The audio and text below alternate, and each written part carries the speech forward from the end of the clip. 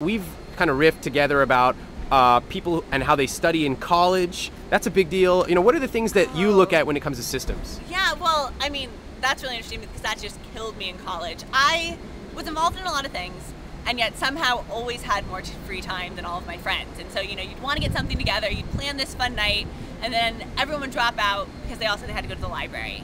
And, you know, you'd meet up with them at 1 or 2 a.m. You'd say, okay, so what'd you get done? And they're like, well, I wrote a paragraph.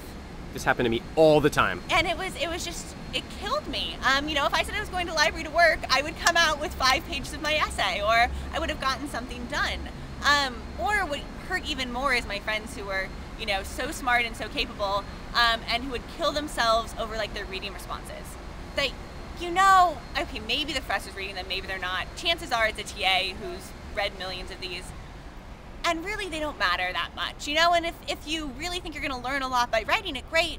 But doing it for the sake of doing it and spending hours on it was just not where, I mean, considering these people were also doing a lot of really interesting extracurricular activities, was maybe not where their time should have gone. And so much of their time got eaten up by these things that didn't actually matter to them, that they felt like they had to do, instead of either going into hanging out with their friends, which I would have liked, or into their extracurricular activities, which they actually cared a lot more about.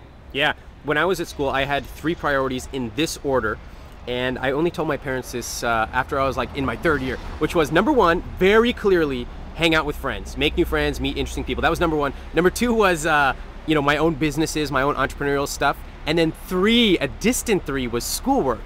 And, you know, things have worked out okay, but like to sit down on a napkin and write that out, I think it really helps clarify a lot of things before you get in the rat race of very competitive people working on stuff, right? Oh, definitely. I mean, and I am not someone who did poorly in school. I did put a lot of time and energy into it, and what kills me now, in retrospect, is that there were times when I was really miserable because I wasn't happy with the grade I had gotten, or with some, you know, negative feedback on something.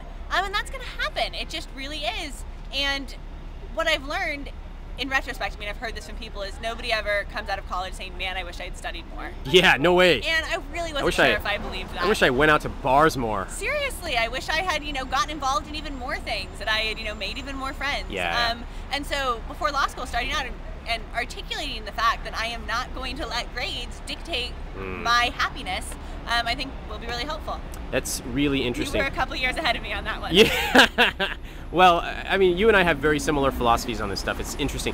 I also think, going back to what you said about your friends and, you know, spending multiple hours on a reading response is interesting. What I've realized is that I don't have to be the best at everything. In fact, just like with my money, like I spend extravagantly on certain things, like going out with my friends or traveling, but I cut costs mercilessly on stuff. You know, I don't care what kind of hangers I have. I don't care about what kind of shampoo I use. You know, there are many, many things I don't care about.